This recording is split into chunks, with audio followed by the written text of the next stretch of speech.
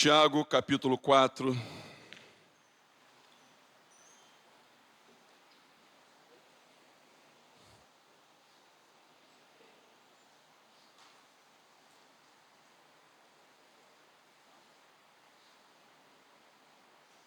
Esse Tiago, irmão de Jesus, se tornou um homem proeminente, só creu depois da ressurreição. O primeiro Tiago fora morto, lá no início do livro de Atos. Pedro seria morto em seguida, mas aprove a Deus livrar Pedro pela visita de um anjo. E Tiago escreve para os irmãos que estão dispersos na diáspora. Eles estavam sujeitos a sofrimentos, e ele fala sobre muitos sofrimentos. E eles estavam relativizando a vida de fé, onde arrogavam ter fé, mas suas vidas não eram compatíveis com uma vida de fé. E ele, de maneira, com toda a propriedade que lhe é peculiar, muito sucinto, muito direto, ele trata do assunto. E aqui nesse texto, irmãos, nós vamos tratar sobre a origem das contendas. Eu coloquei como título: o que está errado com o mundo? Vamos aprender o que está errado com o mundo. Vamos aprender qual é o problema das contendas entre irmãos, no casamento, na família, na igreja, no mundo. Por que essas guerras estão acontecendo? Tiago vai responder. E por que está essa confusão na sua casa ou no seu casamento? Tiago também vai responder. Leamos. Diz assim a palavra do Senhor: de onde procedem guerras e contendas que há entre vós? De onde? Senão dos prazeres que militam na vossa carne? Cobiçais e nada tendes. Matais e invejais e nada podeis obter. Viveis a lutar e a fazer guerras. Nada tendes, porque não pedis. Pedis e não recebeis, porque pedis maus, para esbanjardes em vossos prazeres. Infiéis, não compreendeis que a amizade do mundo é inimiga de Deus? Aquele, pois, que quiser ser amigo do mundo, constitui-se inimigo de Deus. Ou supondes que em vão afirma o Espírito? É com ciúme que por nós anseia o Espírito, que Ele fez habitar em nós? Antes, Ele dá a maior graça, pelo que diz: Deus resiste aos soberbos, mas dá graça aos humildes. Sujeitai-vos, portanto, a Deus, mas resisti ao diabo, e ele fugirá de vós. Chegai-vos a Deus, e ele se achegará a vós outros. Purificai as mãos, pecadores, e vós que sois de ânimo dobre, limpai o vosso coração.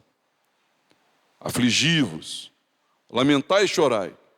Converta-se o vosso riso em pranto, e a vossa alegria em tristeza.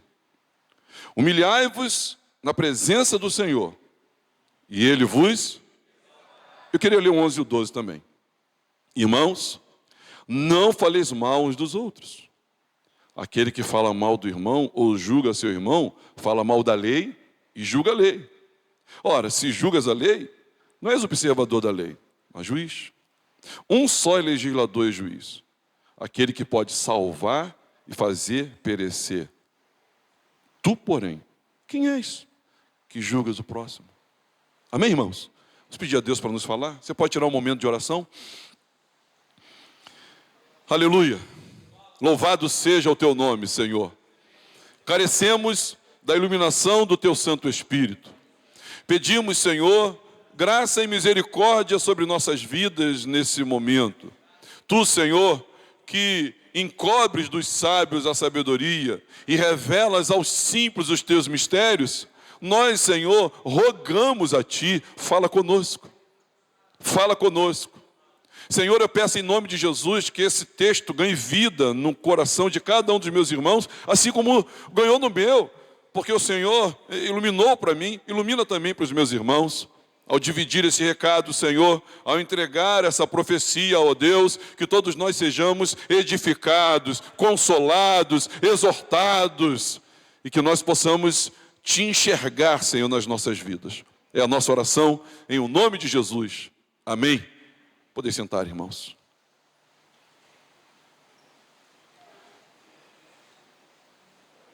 Amados irmãos, o que está de errado com o mundo? O que está de errado com o mundo? Nós vemos que, se eu perguntasse, para você o que está de errado com o mundo, se eu fizesse uma enquete aqui e perguntasse a cada um de vocês o que está de errado com o mundo, talvez alguns de nós diriam, pastor, é o governo. Talvez outros diriam, pastor, são as religiões. Não, pastor, é educação. Se as pessoas fossem bem educadas. Não, pastor, é a cultura. Porque nós vivemos uma cultura doente, pastor. Meu filho era tão bonzinho e agora ele está assim. Foi a cultura. Não são as famílias. Se nós quiséssemos uma resposta freudiana, nós diríamos que está assim por causa do contexto familiar, do berço familiar, da formação da personalidade. E aí deu no que deu. Se nós fôssemos marxistas e disséssemos e perguntássemos a Karl Marx qual é o problema, ele diria, não, o problema é a estrutura socioeconômica, é a cultura social, é o embrião disso tudo. Talvez se nós perguntássemos, não, pastor, o problema é dinheiro. Se tivesse mais dinheiro, ninguém ia ter problema nenhum. Então nós, irmãos, olhamos, desde o que está acontecendo entre a Rússia e a Ucrânia, ou o que está acontecendo entre Israel e entre o que está acontecendo na Palestina e o que está acontecendo na Síria ainda, e os combates civis na África, e o que está acontecendo em Marajó. Qual o problema, pastor? Qual o problema do mundo? Meus irmãos, o problema do mundo é o mesmo problema, o sério do problema, é o mesmo problema que tem a ver com esse problema que você está tendo no casamento, que eu tenho no meu casamento, é o mesmo problema que você tem com o teu filho, com a tua filha, e os problemas que nós temos aqui na nossa igreja também. A resposta é a mesma. É, pastor? É. Porque Tiago nos fala, irmãos, que esses problemas, eles não vêm de fora de nós, mas vêm de dentro de nós. Esses problemas vêm de dentro de nós, e a nossa pecaminosidade. O problema é o nosso corrompido coração. O problema é o nosso corrompido coração. Eis aí o problema. Tiago, ele mostra isso, eu vou dissecar, desdobrar, eu vou abrir isso aqui para os irmãos. Tiago está falando isso aqui. Então o problema é o coração. Pastor, e essa guerra na Ucrânia? Coração do homem. Pastor, não é política, não, é coração do homem. Pastor, e o divórcio do meu amigo? Coração do homem. Pastor, eu tive um problema aqui na igreja, e aqui tem problema? Tem problema, porque é o coração do homem. O problema é o coração. Por isso que Davi, no Salmo 51, quando ele lidou com o seu próprio pecado, o que ele pediu a Deus? Dá-me um novo coração. Não sei se você, na semana passada, esse novo, no hebraico, bará, é atribuído só a Deus. E lá em Gênesis 1, no princípio, criou Deus os céus e a terra era sem forma e vazia. Esse criou é do nada. Então o coração, a gente precisa a única solução que tem para a humanidade é o Evangelho do Senhor Jesus. Que aí você ganha um novo coração. É um transplante de coração. Quando eu estou falando de coração, eu não estou falando só do coração como se fossem as emoções, mas como centro, o centro gestor de todo o ser, mente e coração. Essa dicotomia, na verdade, ela é equivocada. É o coração, que estou falando do coração e do todo o ser, o mais íntimo do ser, onde estão as raízes de tudo que somos, que fazemos, é ali. Então, o problema é o coração corrompido. Esse é o problema. Eu queria dividir esse texto Eu queria dividir esse texto da seguinte forma. Nós temos 12 versículos no capítulo 4 que nós lemos. Então, os versículos de 1 a 4, eu vou chamar de uma vida sem graça. 1 a 4. Os versículos 5 e 6 desse texto, eu vou chamar Deus da graça. E dos versículos 7 a 12, eu vou chamar aqui de vida transformada pela graça. Mantenha sua Bíblia aberta, não feche a Bíblia. Quando o pastor estiver pregando, qualquer pastor, mantenha a Bíblia aberta. Então nós vamos trabalhar isso aqui. Primeiro, eu quero fazer algumas declarações em cima desses subtemas. Agora eu vou pedir para você me ajudar. Fala para o teu irmão assim, ajuda o pastor, irmão. Ajuda o pastor. Se você quer aprender algum texto, você tem que ler ele muitas vezes. Muitas vezes. Então agora eu vou pedir para você ler junto comigo, todo mundo em alta voz. Tá bom? Os 4 primeiros versos. Antes da gente prosseguir. Vamos ler todo mundo junto de novo, mas vamos mergulhando, palavra, vai degustando, mastiga bem. Os 4 primeiros. Vamos ler? De onde procedem guerras e contendas que há entre vós? De onde? Senão dos prazeres que militam na vossa carne. Cobiçais e nada tendes. Matais e invejais e nada podeis obter. Viveis a lutar e a fazer guerras. Nada tendes porque não pedis. Pedis e não recebeis, porque pedis mal, para esbanjardes em vossos prazeres. Verso 4. Infiéis, não compreendeis que a amizade do mundo é inimigo de Deus? Aquele, pois, que quiser ser amigo do mundo, constitui-se inimigo de Deus. Pastor, o que isso tem a ver comigo hoje? Então vamos lá. Esses versos, irmãos, eles estão falando de uma vida sem a graça. E uma vida sem graça também. É sem a graça e é uma vida sem graça. Então nós temos aqui uma explicação para você. Primeiro é que o pecado é uma busca pela felicidade sem levar Deus em conta. Você pode repetir comigo? O pecado é uma busca pela felicidade sem levar Deus em... Isso é pecado. Isso você pode fazer de forma lícita e honesta, coerente, inclusive você pode ter até ovacionado, parabenizado. Você pode parabenizar, né? Mas, a despeito dos parabéns, a despeito disso, é uma busca, é pecado. Pecado é uma busca pela felicidade sem levar Deus em conta.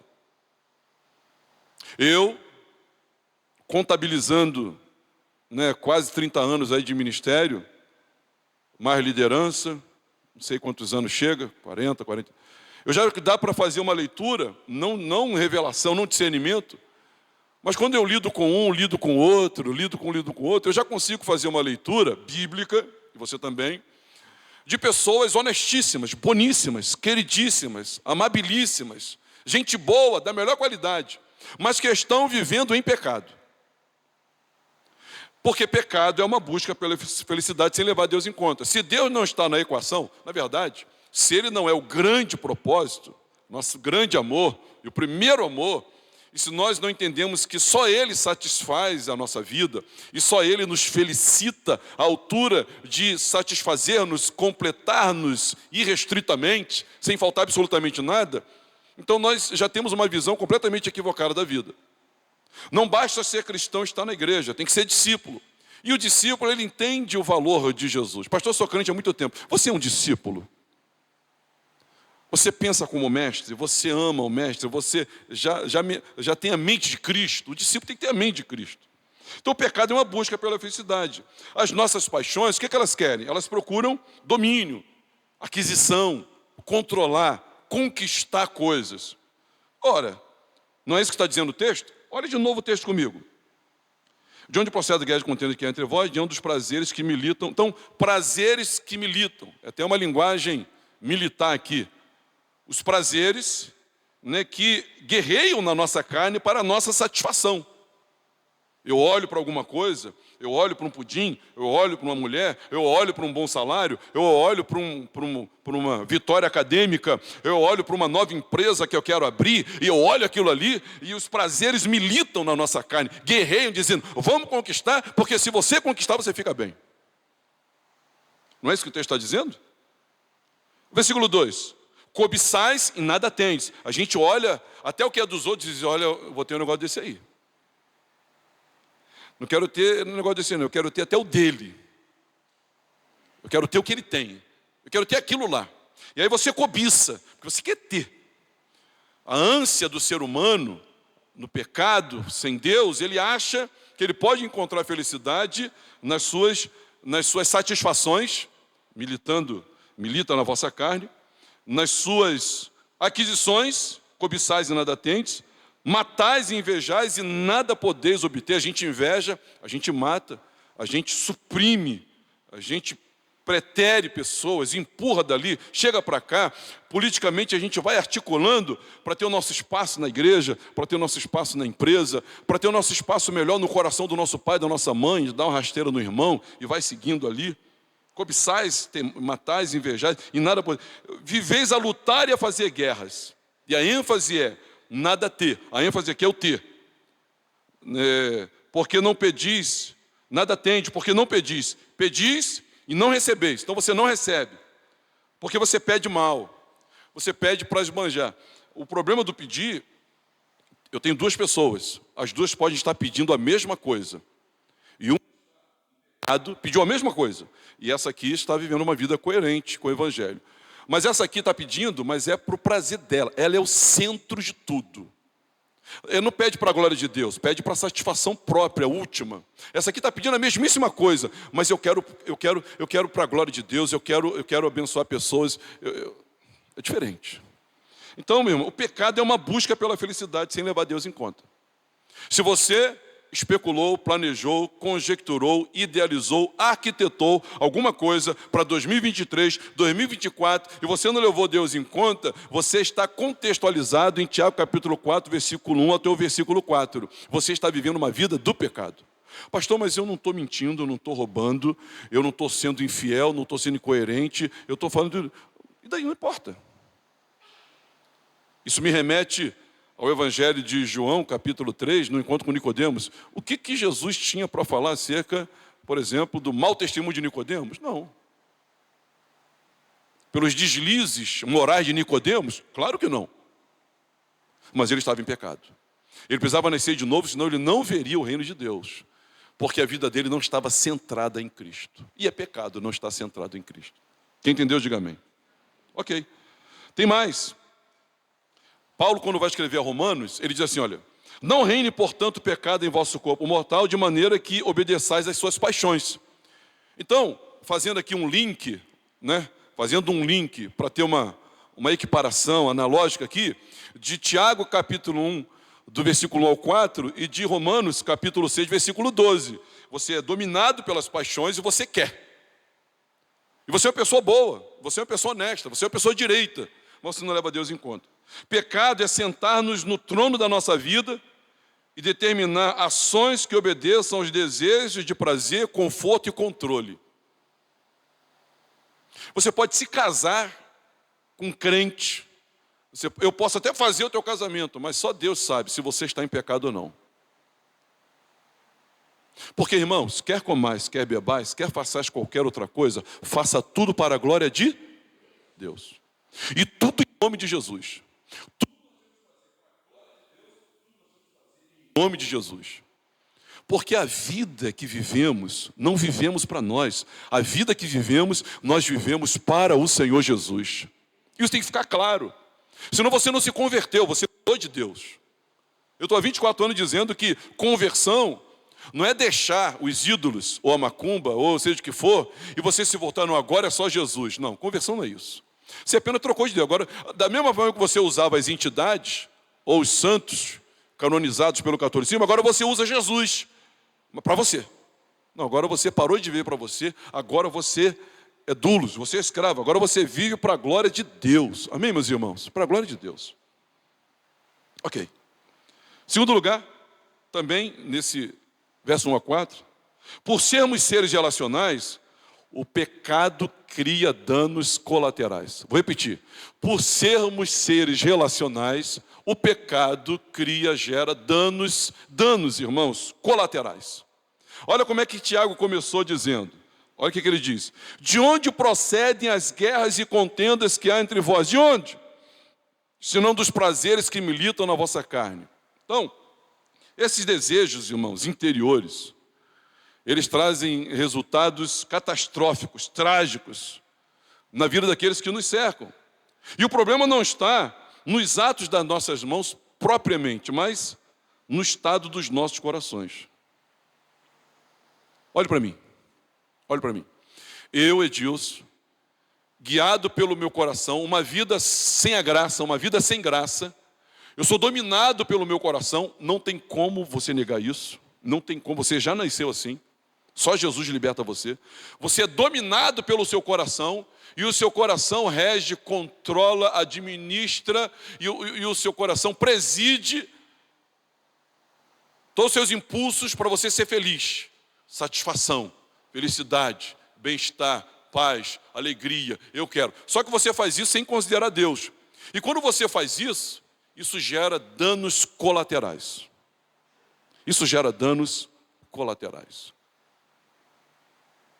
Para eu infernizar a vida da Alcione, é só eu me casar com ela e deixar o meu coração, segundo Tiago, capítulo 4, versículo 1 ao versículo 4. Danos colaterais. Danos colaterais. E não que ela não sofra. Ela ainda sofre com isso, porque eu ainda estou nessa luta ainda. Mas quando isso me toma completamente, quando eu não tenho a graça de Deus, são danos colaterais. Lembre do seu último desentendimento. Você pensou que o assunto era dinheiro, né? Era divisão do terreno. Você pensou que o assunto era quem estava com a razão, quem não estava. Não, mas o cerne, o ponto nevrálgico da coisa é o coração. Porque nós queremos. Porque nós nos achamos. A gente pensa que sem Deus a gente resolve. E a gente está com sede. Eu tenho que ter, eu tenho que possuir, eu tenho. Tiago não nos deixa olhar para o outro e chamá-lo de culpado. Ele não deixa isso. Mas ele nos convida a olhar para o nosso coração, para o nosso orgulho, para a nossa vaidade, para a nossa cobiça, para a nossa pretensão. Todos nós, cada um numa escala diferente, tá, irmãos? Cada um numa escala diferente. Alguns de nós, talvez, se tivéssemos um milionário aqui, é mais um avião. Para outro é dizer assim, não, no meu quarto quem manda sou eu. Eu fecho a porta do quarto e eu estou no domínio disso aqui, vai ser do meu jeito. Porque é aqui que eu sou feliz. Para outros é a internet. Não corta a internet porque é na internet que eu vou me satisfazer. Cada um na sua dimensão. Mas isso tem efeitos colaterais nessa busca de felicidade sem Deus. John Piper vai dizer, na sua tese, ele tem um livro chamado Teologia da Alegria. E ele diz que todo ser humano se movimenta e vive em busca de alegria. Não existe um ser humano, até o suicida, ele vive em busca de alegria. Até o suicida. Até o deprimido, ele está buscando alegria, é um movimento, está fazendo um movimento. Então, nós vivemos em busca dessa alegria, só que quando o fazemos sem Deus, quando Deus não é o centro, quando Deus não é o motivo causal da nossa felicidade e alegria, nós nos desviamos completamente, vivemos em busca das nossas satisfações, e com isso nós temos efeitos colaterais seríssimos, e vivemos tendo contenda. Nossa igreja, pastor, e as contendas aqui na igreja? Coração. Nós queremos isso. Eu quero minha posição. Eu quero que o pastor veja isso. Eu quero que o outro veja aquilo. Eu quero ser reconhecido. Eu tenho meu ministério, é o eu. Se Jesus fosse... Eu ouvi uma história interessante, né? Era um seminário e o reitor, ele recebia os seminaristas, né, para fazer queixa do professor ou um dos outros. Muitas queixas. Ele recebeu tantas queixas que ele tomou uma decisão. Ele escreveu um versículozinho tão pequeno, e ele botou na porta. Escreveu lá no pé da porta assim. E ali estava escrito assim: humilhai-vos diante da poderosa mão de Deus. E ele botou um outro versículo falando sobre humilhação. Aí o seminarista chegava para fazer queixa dele, ou de alguém, e dizia: meu filho, antes de você falar, faz um favor para mim, vai ali naquela porta e lê o que está escrito ali. Aí o cara olhava daqui, não dava para ver. O cara chegava perto, não dava para ver. Aí o cara se abaixava, não dava para ver. Só conseguia enxergar, era tão pequeno, se ele botasse o rosto no chão. Aí ele enxerga. Quando a pessoa botava o rosto, ele ia lá e orava pela pessoa: Senhor, assim como o Senhor foi humilde, que essa pessoa seja também. Assim como o Senhor veio para servir, que ele venha para servir também. Ficava meia hora orando pelo cidadão. Aí depois dizia: o que você quer falar comigo mesmo? Eu disse: não quero falar mais nada não, eu estou indo embora já. Porque reconhecia o coração comprometido. Terceiro lugar, irmãos, uma vida sem graça. O pecado distorce o nosso relacionamento com Deus. O nosso correto relacionamento com Deus, ele é distorcido pelo pecado. Preste atenção, o que Tiago está dizendo para mim e para você hoje. Depois de ter dito de onde procede guerras e contendas, de onde senão dos prazeres que militam na vossa carne, cobiçais e nada tens, invejais e nada podeis obter, viveis a lutar, fazer guerras, invejais e nada podeis obter. E ele vai dizer assim: pedis, pedis. E ele chega no verso 4, ele vai dizer: infiéis. Nós não olhamos para Deus como provedor e saciador dos nossos desejos. Nós não olhamos. E mesmo quando pedimos a Ele, nós o usamos como o gênio da lâmpada. E esperando que Ele se curve aos nossos desejos egoístas. E aí eu queria que você prestasse atenção nisso. Você está pensando que você está sendo piedoso, crente, e aprovado aos olhos de Deus quando você vai a Ele dizendo: Senhor Jesus, eu estou com uma situação e eu queria muito que o Senhor me abençoasse. E o Senhor resolvesse, porque eu estou muito triste com isso e o Senhor faz isso para mim. Eu também faço isso, irmãos. Mas tem algumas coisas muito erradas aqui. Porque a gente sempre olha para Deus como sendo Ele um meio pelo qual, um instrumento, alguém que vai resolver. E Tiago está dizendo para nós, irmãos, que Deus não é o meio pelo qual, Ele é o fim. E Ele não é aquele que vai resolver, Ele é a solução. Diga amém por isso. Olha, é óbvio que Davi foi um teólogo, mas o seu viés poético me fala muito mais do que o seu viés teológico. E Davi, na sua poesia, né, nos Salmos, por exemplo, olha o que ele faz, olha o que Davi faz. Ele tá no deserto, seu filho está perseguindo ele, não tem água, não tem nada. E ele diz assim, ele em vez de dizer: Senhor, estou com sede de água, o que ele diz? Senhor, eu tenho sede de ti. Davi não diz assim: Senhor, me dá água. Ele diz: Senhor, eu estou com sede de ti. Na verdade, eu estou com sede de ti.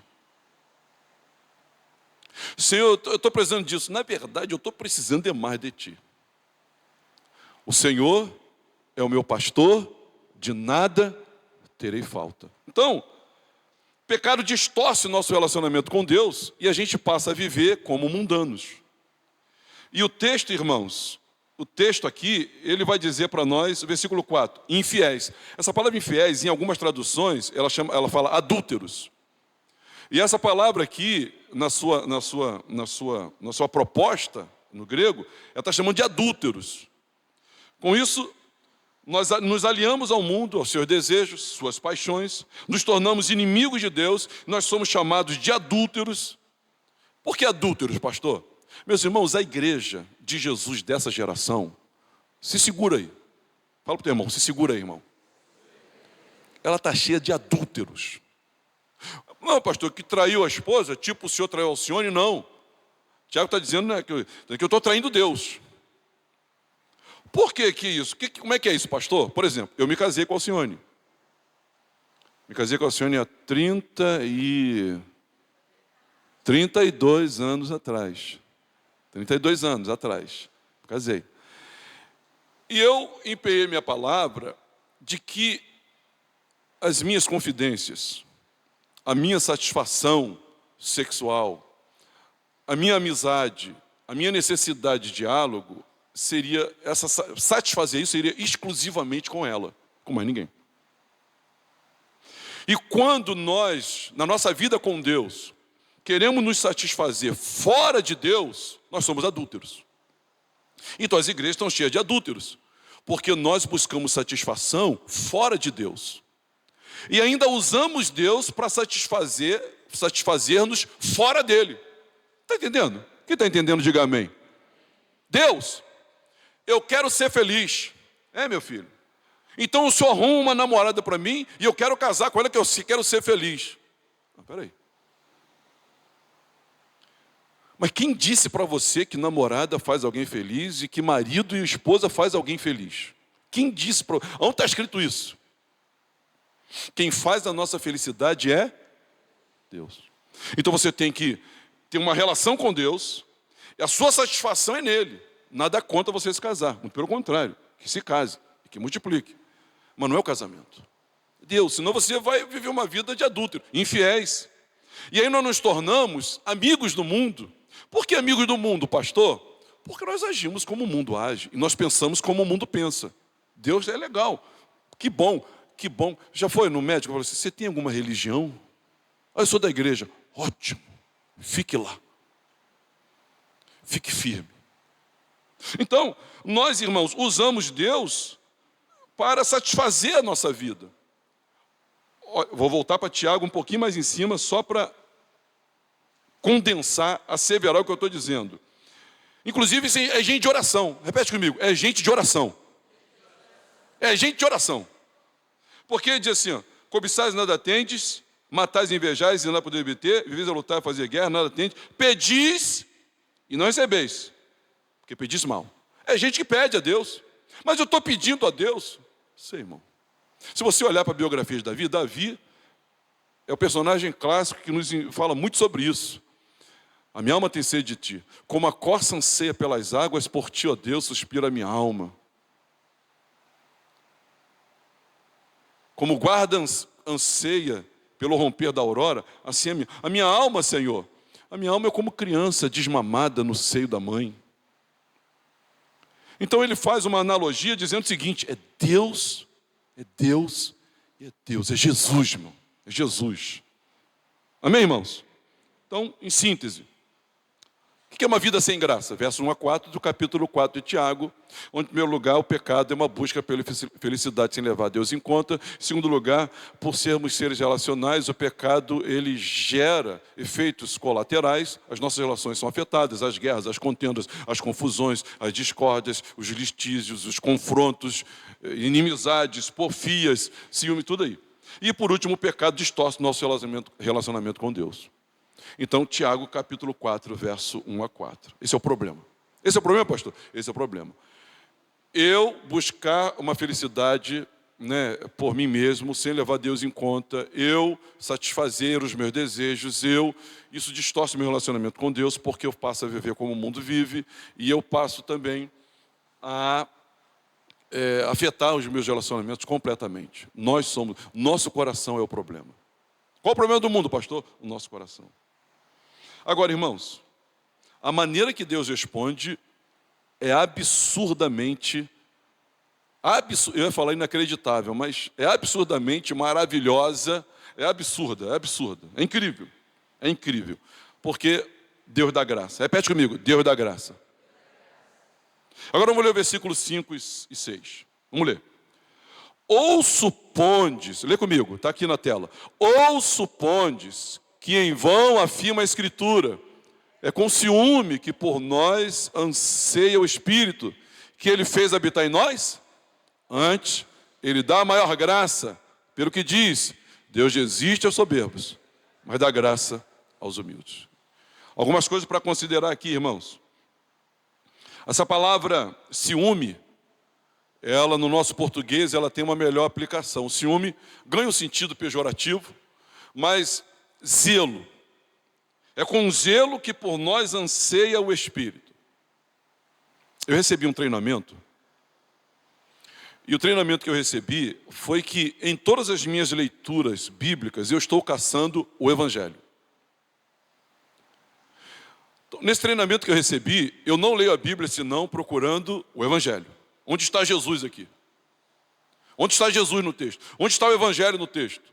E se eu fizer a leitura de Tiago capítulo 4, versículo 1 ao versículo 4, entendendo que é uma vida sem a graça de Deus, que é uma vida sem graça, versos 5 e 6 onde Deus dá graça, e dos versos 7 a 12 é uma vida vivida na graça. Onde está o Evangelho? O Evangelho está aqui nos versos 5 e 6. O Evangelho. Ou supondes que em vão afirma as Escrituras. Não é à toa, meus irmãos, que a palavra de Deus foi escrita, que a mensagem de Deus não é à toa.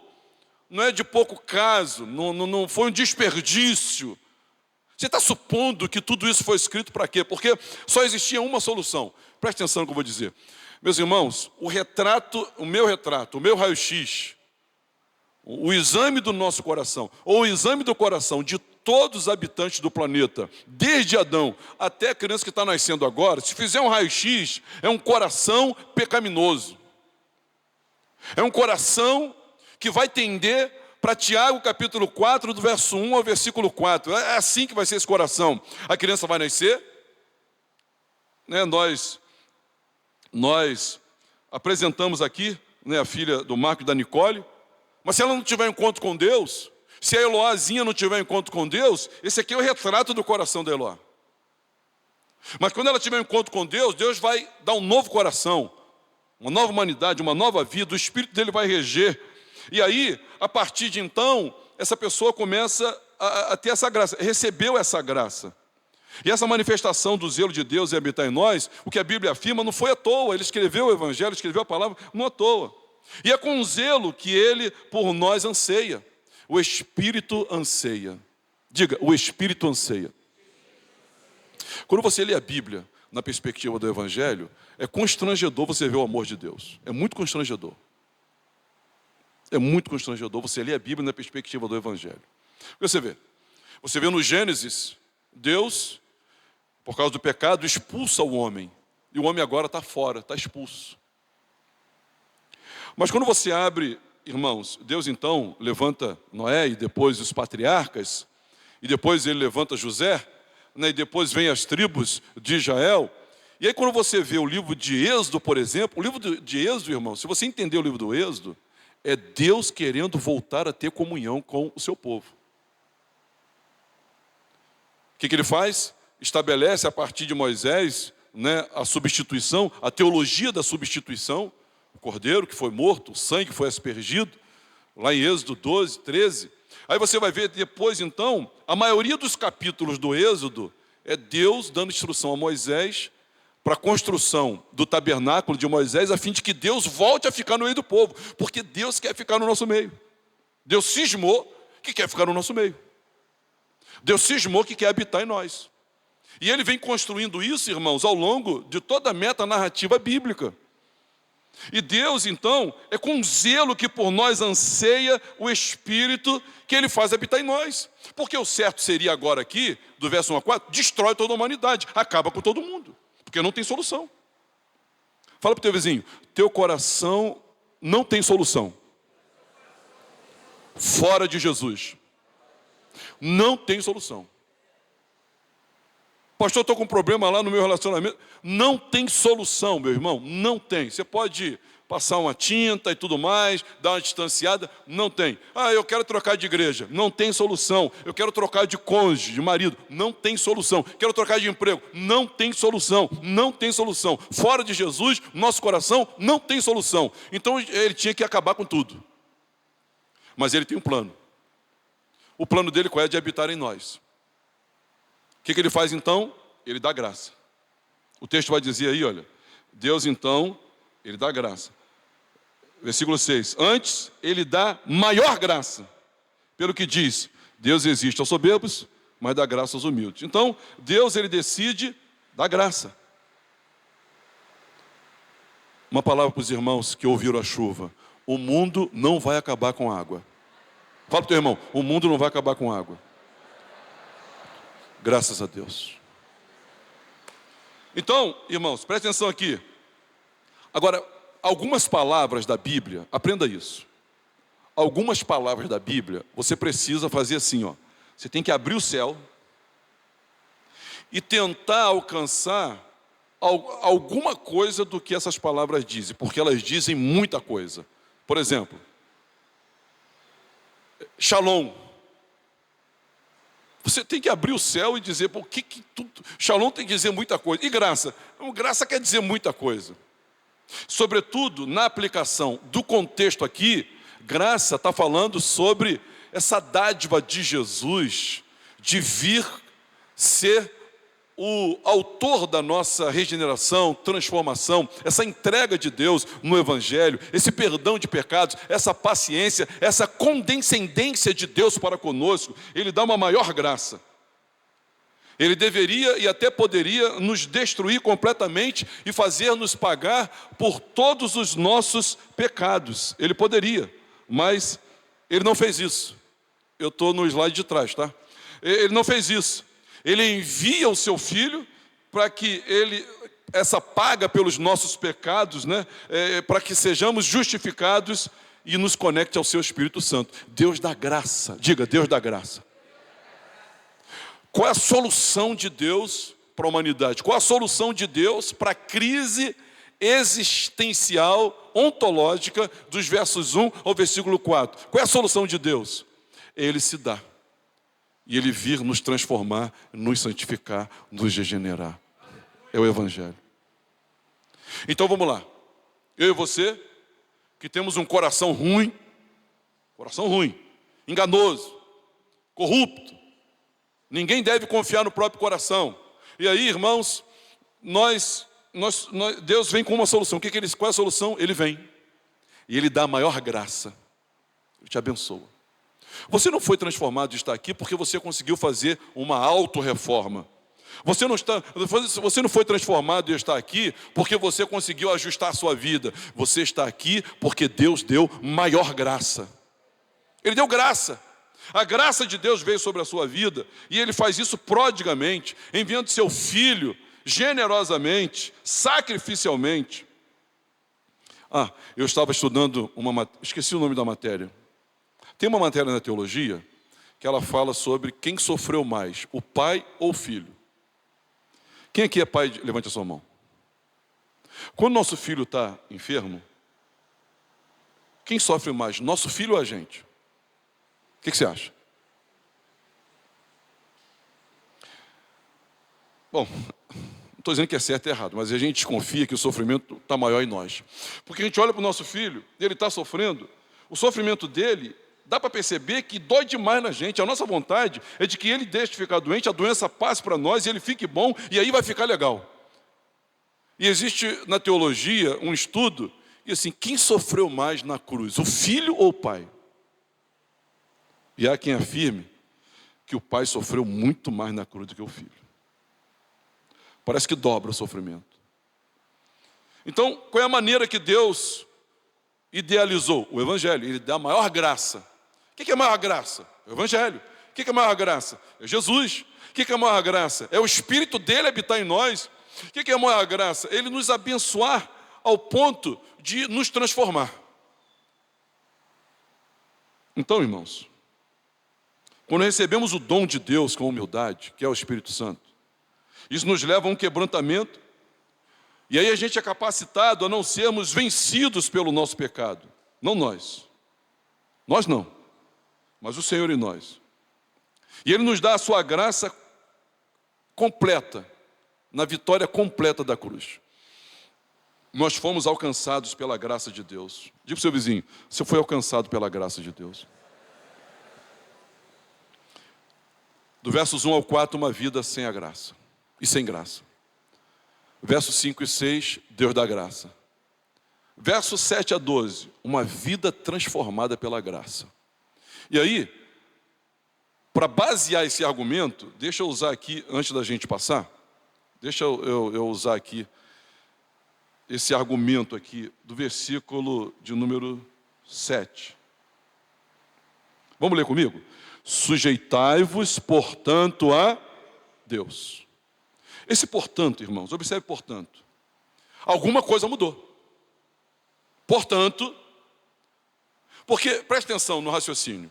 Se eu fizesse a leitura, se na Bíblia tivesse versículo 1 a 4, e eu pulasse para o versículo de número 7, o portanto não tem por que estar aqui. Essa sentença adversativa, ou seja, agora, em cima disso, pautado nisso, pautado no quê, irmãos? No versículo 1, não.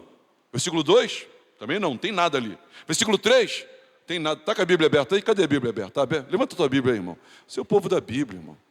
Versículo 5, não. Versículo 4, não. Agora, o versículo 5 e 6 é que trouxe esse portanto. Ela nos explica que a partir de agora, nossas ações, obediências, elas devem ser uma resposta ao que Deus iniciou, a graça de Deus. Nós somos aceitos e, portanto, obedecemos. Porque é importante isso você aprender, tá? Inclusive, uma frase mal colocada faz a nossa igreja desviar completamente. Uma frase mal colocada. Quer ver uma frase mal colocada? Obedeça e Deus vai te abençoar. Isso é uma frase mal colocada. A religião ensina isso. Obedeça e Deus vai te abençoar. O Evangelho não diz isso. O Evangelho diz assim, olha, Deus te abençoou, obedeça. Amém, meus irmãos? Diferente. A gente prega aqui para desconstruir essa lei da reciprocidade, que não existe no Evangelho, do toma lá, dá cá. Isso é religião, isso é seita. Você entrega uma oferenda, recebe uma dádiva. Você faz uma oração, aí você recebe uma graça, um benefício. Você acende uma vela e você recebe... Não. No Evangelho não tem isso. No Evangelho, Deus já fez. Agora obedeça. Êxodo capítulo 20, está depois da libertação. Depois do povo ter sido liberto, Deus deu os 10 mandamentos. Se Deus tivesse dado os 10 mandamentos para que o povo fosse liberto, ninguém seria liberto. Porque ninguém consegue obedecer os 10 mandamentos. Amém, irmãos? Ninguém consegue obedecer os 10 mandamentos, em todo tempo, em todo lugar e durante toda a vida. Eu consigo obedecer os 10 mandamentos dormindo. Quando eu durmo, irmãos, eu sou muito obediente. Muito obediente. Então, nós somos aceitos e, portanto, obedecemos. Não obedecemos e, portanto, somos aceitos. Esse é o Evangelho. Alegre-se com isso. Então, a graça de Deus chegou. Se a graça de Deus chegou, as vidas são transformadas pela graça. E você foi transformado pela graça. E você tem que se apropriar nisso pela fé e viver segundo a fé de que você foi aceito pela graça. Deus fez expiação. O texto nos convoca para a obediência de alguns mandamentos práticos, mas somente como resultado de um coração regenerado, humilde.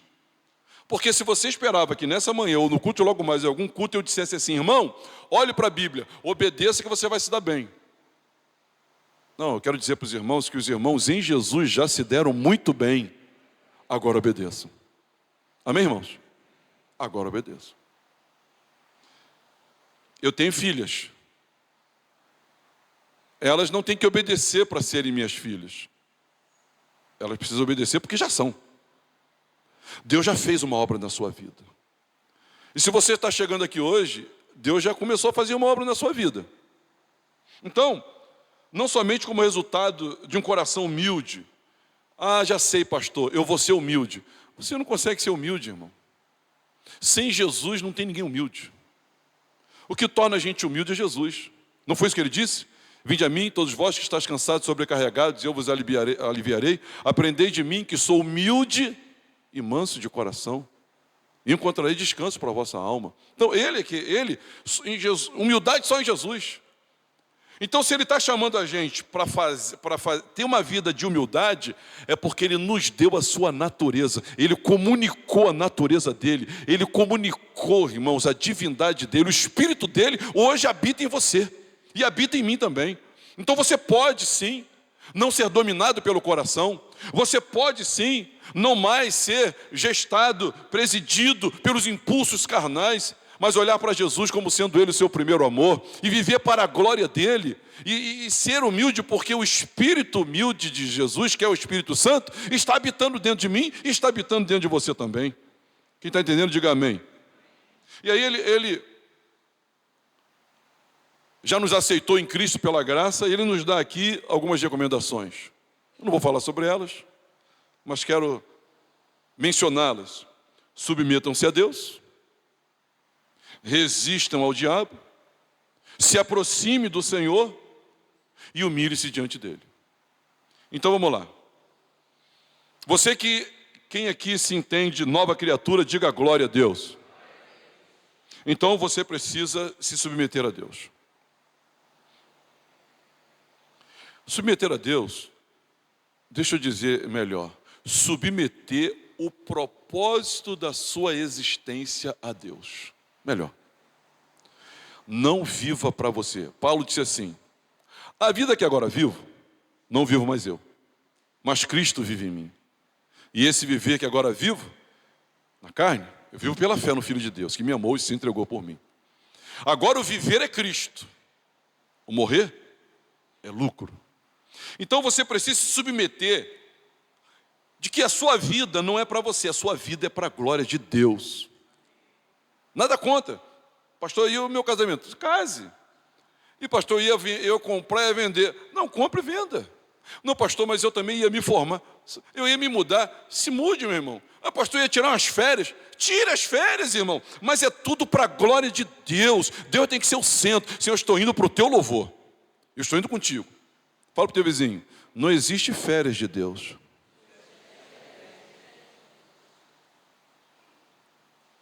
Toda a humanidade vive em insurreição, em rebeldia, em adultério. Nós recebemos um novo coração. Eu quero dizer para você que a Bíblia, ela não está mandando você fazer algo que você não pode fazer. Ela está mandando você fazer algo que ela te dá condição de fazer. E essa nova criação que somos nós te dá essa condição. Submeta-se a Deus, resista ao diabo, porque, pastor, isso aqui foi escrito para cristão, tá, irmãos? Como um cristão ele não resiste ao diabo? Como? O diabo, ele é o melhor amigo do seu velho coração. O diabo é o melhor amigo do seu velho coração. Quando tentou Judas, Judas queria dinheiro. O diabo ajudou Judas. Pedro estava pautada a sua autopreservação. Pedro não queria que acontecesse com ele o que aconteceu com Jesus. E Jesus havia profetizado que ele ia ser crucificado, mas ele não queria que acontecesse com ele o que aconteceu com Jesus. O que o diabo fez? Disse: fala com Jesus, rapaz. Esse papo de cruz aí é um negócio de deprimido. Jesus disse: arreda Satanás. E negou Jesus. Então, ele não resistiu. Eva não resistiu porque, olhando para a fruta, viu que era agradável aos olhos, bom para dar entendimento, né, para satisfazer a vida. Então, resistir ao diabo é você não seguir os conselhos, orientações dele, de satisfazer a própria vida em busca da felicidade, sem levar Deus em conta. Que não é para a glória de Deus. A nossa felicidade está na glória de Deus, meus irmãos. A nossa felicidade está na glória de Deus. Busque a glória de Deus e você vai se tornar a pessoa mais feliz da face da terra. Não teve ninguém mais feliz do que Jesus. Jesus foi o ser mais feliz que pisou nesse planeta. Por quê? Porque ele buscou a glória de Deus. E ainda quando dói, e administrando as contrariedades, agonias e vicissitudes, existia uma graça dentro dele que o completava e satisfazia, ao ponto que na sua agonia na cruz, ele dá uma de gladiador vitorioso e diz: está consumado. Estava doendo, irmãos, mas a satisfação de agradar a Deus era maior do que aquela dor. E ele diz: está consumado, cumpri toda a missão. Ou seja, é isso que deve ser. Resista ao diabo, se aproxime de Deus, depois de se submeter. Tem gente que vem para a igreja e diz: quero sentir a presença de Deus.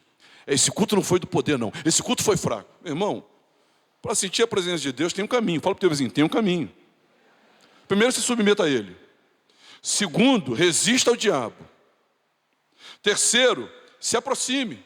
Achegai-vos a Deus, e Ele se achegará a vós outros. E humilhe-se diante dele. Diante de Deus é humilhação. Eu sempre, antes do culto, a gente ora com os músicos e vocalistas.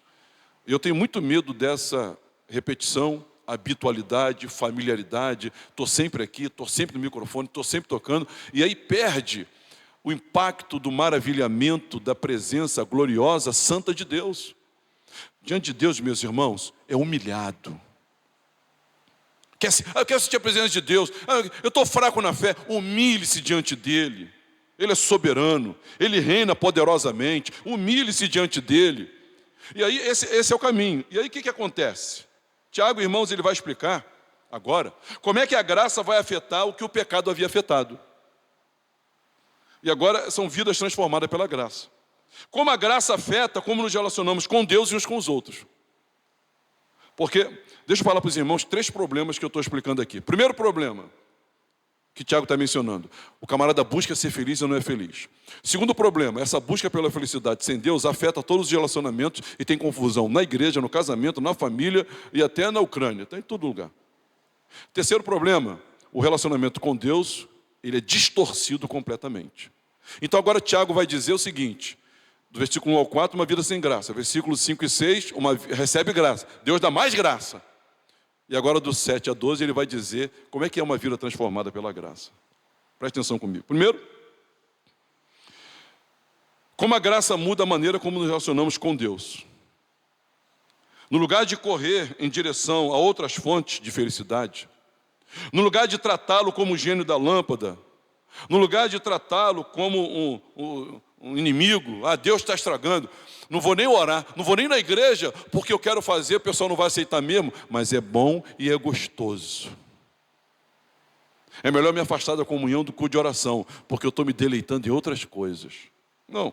Quando você é transformado pela graça, quando você vive na graça, quando você aceita a graça, quando você crê na graça de Deus, então nós corremos em direção dele, nos submetemos, nos aproximamos e nos humilhamos. Quando eu estava preparando isso aqui, eu lembrei de Lucas 15, o filho pródigo. Essa questão aqui de você se submeter a Deus. Quando faltaram-lhe até comida dos porcos e ninguém lhe dava nada, ele caindo em si disse: quantos trabalhadores do meu pai têm pão com fartura e eu aqui morro de fome? Irei ter com meu pai e lhe direi: pai, pequei contra o céu e diante de ti, já não sou digno de ser chamado teu filho, trata-me como um dos teus trabalhadores. Sabe o que ele fez? Ele se submeteu, ele resistiu ao diabo, ele se aproximou e ele se humilhou. Diga glória a Deus. Ele se humilhou. Então o caminho de volta, o caminho do pródigo. Então como é que a graça afeta o relacionamento com Deus? Agora mudou. Nos versos 1 a 4 não dava para falar isso. Mas depois dos 5 e 6, quando recebe a graça, o 7 em diante vai falar assim: você faça esse caminho, porque esse caminho está aberto para você. O caminho ao trono de Deus está aberto. Está fraco. O caminho ao trono de Deus está aberto. Olha, irmãos, Hebreu vai dizer, lendo no capítulo 12 lá, que o caminho está aberto. E Hebreu vai dizer no caminho 4 que quando a gente chega, encontra um trono de graça. Hebreus vai dizer que o trono é de graça. O caminho está aberto e o trono é só coisa que você não merece. E Deus vai te dar. Coisas que você não merece, Deus vai te dar. E o caminho está aberto. Eu quero dizer para essa igreja nessa manhã, que por causa do sangue de Jesus, nosso Senhor e nosso Salvador, o caminho para a presença de Deus está aberta. Entremos, pois, com intrepidez pelo novo e vivo caminho que Ele nos consagrou. E o véu foi rasgado, e você pode entrar na presença de Deus. E quando você chegar lá, você não precisa nem de chegar apavorado não, porque você vai encontrar um trono de graça. Tudo aquilo que você não é digno, eu não sou digno, tudo aquilo que você não merece e eu não mereço, tudo aquilo nós vamos encontrar diante dele. Diga glória a Deus por isso. Essa semana eu conversando com a Alcione no carro. Tem 2 dias eu estava falando com ela: Alcione, a gente sempre tem que lembrar para as pessoas, para nunca orar por nós, dizendo: Senhor, seja justo com ele, tadinho. Dá a ele o que ele merece. A gente tem que sempre lembrar para ninguém nunca orar pela gente assim. Porque se Deus for dar o que eu mereço, irmão, Ele vai me botar no inferno. Se Deus me der o que eu mereço, Ele vai me botar no inferno. Mas fica tranquilo que você vai... Fala teu irmão, você vai junto com o pastor. Não sou eu, não. Você vai junto. Se Ele me der o que eu mereço, todos nós merecemos o inferno. Você nunca leu Romanos? Nós estudamos Romanos nessa igreja. Não há um justo sequer. Todos pecaram, meus irmãos. Todos pecaram. Se não for Jesus, está todo mundo condenado. Mas, irmãos, aí eu disse para o Alcione, a gente tem que dizer assim: não, você tem que orar para Deus ter misericórdia. Misericórdia e graça. Senhor, tem misericórdia do pastor. Derrama da tua graça na vida dele. Eu vou ser o mais abençoado e você também. Agora, também Tiago vai dizer como a graça muda a maneira como nos relacionamos. Por isso que eu li o verso 11 e 12. Irmãos, não falei mal dos outros. Olha a solução aqui. A solução, contrapeso dos versos 1 a 4, que está uma confusão danada no versículo 1. Irmãos, ele diz lá no versículo 1 a 4, né? De onde procede guerras e contendas que há entre vós? Aí aqui agora, na graça, ele diz assim, irmãos, não falei mal dos outros. Aquele que fala mal do irmão ou julga seu irmão, fala mal da lei e julga a lei. Ora, se julgas a lei, não és observador da lei, mas juiz. Um só legislador e juiz, aquele que pode salvar e fazer perecer. Tu, porém, quem és? Que julga o teu próximo. Fala para o teu vizinho, por que tu está falando mal daquele irmão? Fala para ele, por que tu está falando mal, irmão? Deus já te deu graça, para com isso, irmão. É a inversão completa dos 4 primeiros versículos. Quando nos humilhamos, agora preste atenção. Por isso que conhecer mais a Jesus é a solução para essa igreja. Amém, irmãos? Pastor, qual a solução para essa igreja aqui? Conhecer mais Jesus. Conhecer mais Jesus. Preste atenção. Melhor, vou fazer melhor. Deus me deu uma inspiração aqui. Vou fazer melhor. Quem lembra da parábola do filho pródigo? Diga amém. Então, o filho pródigo, o que ele fez? Ele se submeteu, resistiu, se aproximou e se humilhou. Aí ele entra. Uma vez eu pensei, a gente deu um curso aqui sobre esse capítulo, e eu disse assim na hora do curso, gente, como o filho pródigo vivia agora dentro daquela casa? Se o pai dissesse assim, poxa, estava querendo tanto comer o aipim com aquela farinha lá de suruí, o filho vai dizer, vou lá e pego a farinha de suruí e faço o aipim para o senhor. Gratidão no coração, amém ou não? Amém ou não? Como é que o filho pródigo ia viver naquele... Gente, ele gastou tudo, ofendeu o pai, desejou a morte do pai, ofendeu o irmão, gastou com meretrizes, se prostituiu, nem sei se pegou uma doença sexualmente transmissível, depois volta a ele, sem sandália, sem anel, todo sujo, o pai dá uma festa para ele, o novilho mata para ele, e no dia seguinte o pai diz assim, eu queria comer da farinha de suruí. Não, pai, pode deixar que eu vou. Você acha que ele falaria mal do irmão? Sim ou não? Pai, estou voltando agora. Esse irmão meu aí, não sei não, hein? Até porque o outro irmão ficou com a parte toda. Ele falaria mal do irmão? Não. Sabe por que nós falamos mal, irmãos, uns dos outros? Porque a gente não sabe quem éramos, e a gente não vai à presença de Deus. Porque quando você vai à presença de Deus, olha só, submete, resiste ao diabo, se aproxima e se humilha diante de Deus, você não tem voz para falar mal de ninguém, para denigrir ninguém. Na verdade, a minha fofoca sobre o meu irmão, ele diz mais sobre mim do que sobre ele. Quando eu falo mal, o que Tiago está dizendo no capítulo 4, verso 11 e 12? Que quando eu falo mal de você, eu estou falando mais de mim do que de você. Ainda que você esteja errado, tá? Revela que o meu coração está no lugar errado em relação a Deus, que é o único legislador. Olha o que diz o verso 11. Não fales mal dos outros, aquele que fala mal do irmão, julga o seu irmão, fala mal da lei, julga a lei. Primeiro, eu estou dizendo que eu não entendo a lei de Deus, eu não entendo a palavra de Deus, os preceitos de Deus. Segundo, eu estou dizendo que eu também sou juiz, que eu consigo legislar, né? E aqui está dizendo que um só legislador, aquele que pode salvar e fazer perecer. Você quem é que julgas o teu próximo? Pergunta ao teu vizinho, quem é você, irmão?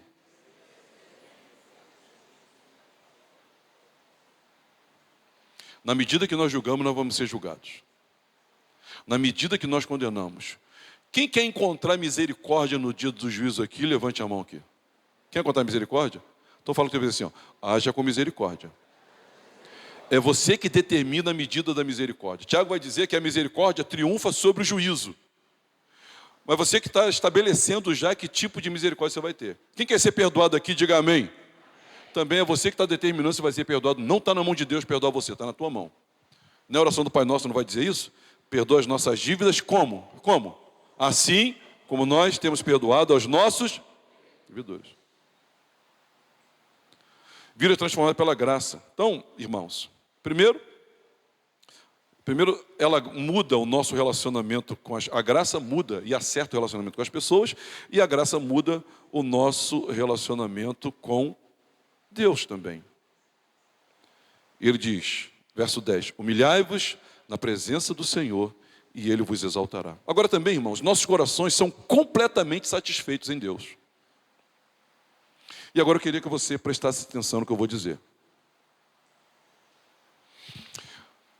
Presta atenção. Tiago capítulo 4, verso 1 a 4, é a pessoa buscando adquirir, conquistar. Ela quer o quê? Ser feliz.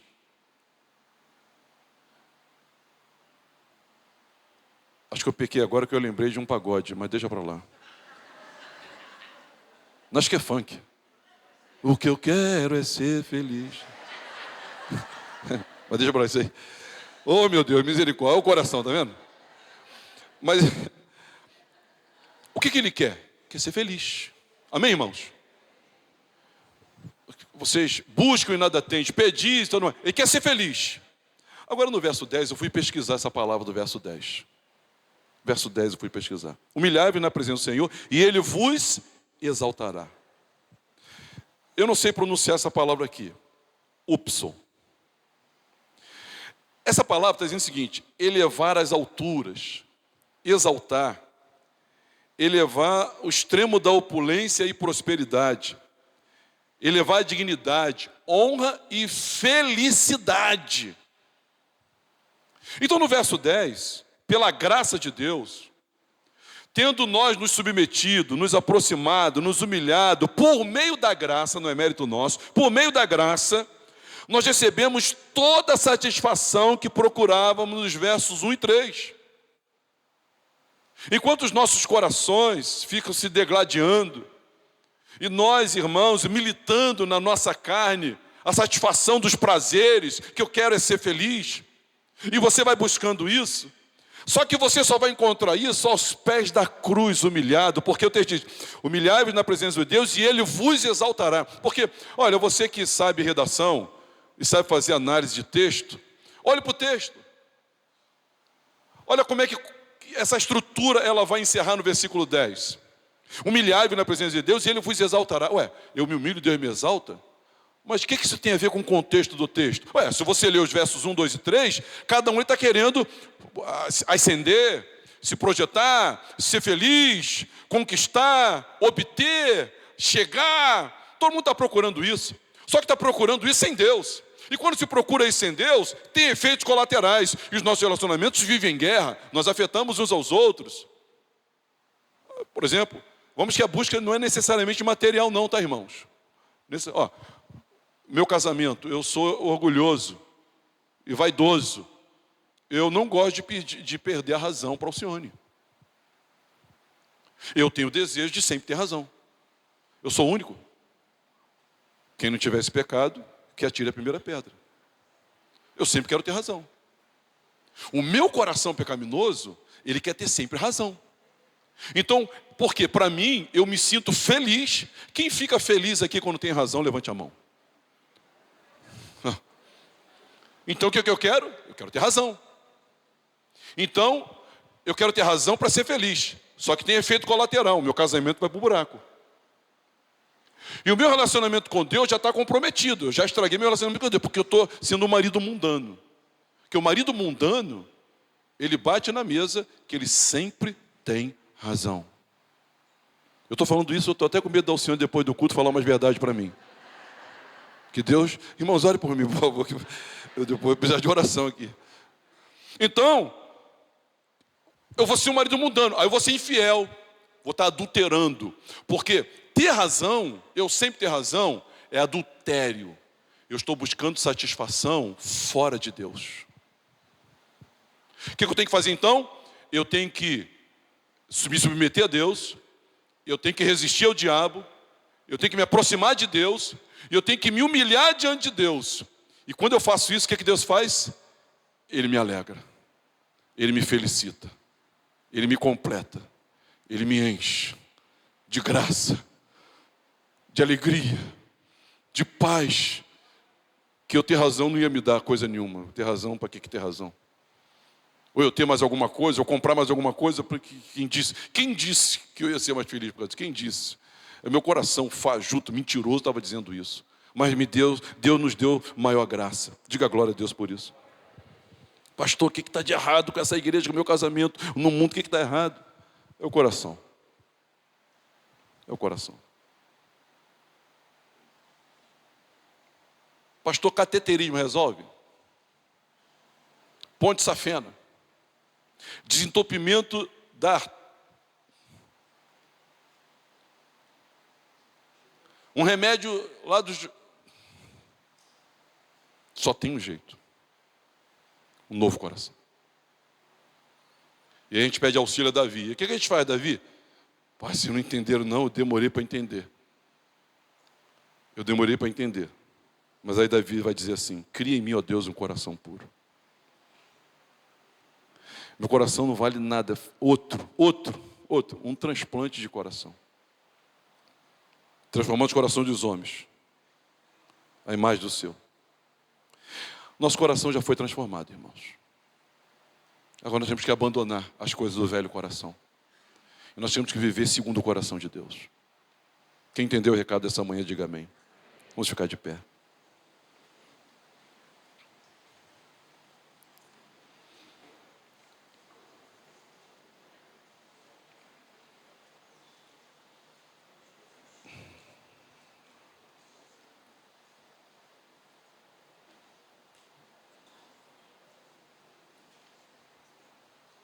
Tem duas coisas que o Evangelho faz, se você não entendeu isso radicalmente, profundamente, você não entendeu o Evangelho até hoje.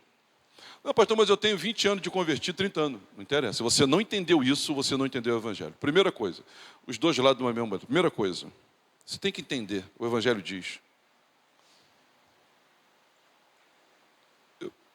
Posso usar português claro assim? Pode usar? Pode? Pode ficar à vontade, não? Então tá. O Evangelho diz o seguinte: você não vale nada e você não tem solução. O Evangelho diz que eu não valho nada e eu não tenho solução. E a coisa certa a acontecer é a condenação, é a morte. Você não tem solução. Você não tem chance, eu não tenho chance de entrar no céu. Eu não tenho chance de ser uma pessoa que agrade o coração de Deus. Essa chance, ela não existe. Por mais que você seja justo, a sua justiça é como trapo de imundícia. Não tem jeito. O que vai fazer então, pastor? A morte. Não tem que morrer todo mundo? O certo mesmo era morrer. As misericórdias do Senhor são a causa da gente estar vivo nessa manhã aqui. Como é que fica então, pastor? Então Deus matou o filho dele. Como se estivesse matando você. Para não matar você, ele matou o filho dele. E ele provou o seu amor dando o filho dele para morrer na cruz do Calvário.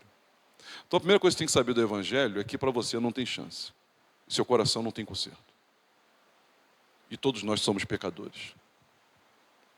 Agora, a segunda coisa que você tem que aprender do Evangelho é que você é mais amado por Deus do que você pode imaginar. O amor de Deus é tão grande, tão grande, tão grande, tão grande, tão grande, tão grande, tão grande. Na verdade, era para estar falando tão grande até o ano que vem, mas não vou, a gente tem que acabar o culto. Quem está com fome, diga amém. Ah, faminto. Então, tão grande, tão grande, tão grande. O amor de Deus é tão grande. Segura o estômago, tão grande, tão grande. Quem estuda a Bíblia aqui, é certo? Eu não tinha que continuar falando tão grande até quando? Até quando, irmãos? Tão grande, tão grande, tão grande, tão grande. Que ele deu o filho dele para morrer pelos seus pecados. E colocar o coração do filho dele no teu peito. E fazer de você uma nova criatura. E como resposta a isso, você tem que olhar para ele e dizer: ah, então não é minha mulher quem faz feliz, não, pastor? Não, é Jesus. Ah, então não é outro emprego? Não, é Jesus. É Jesus que faz a gente feliz. É Jesus que completa a gente. É Jesus. Amém, irmãos?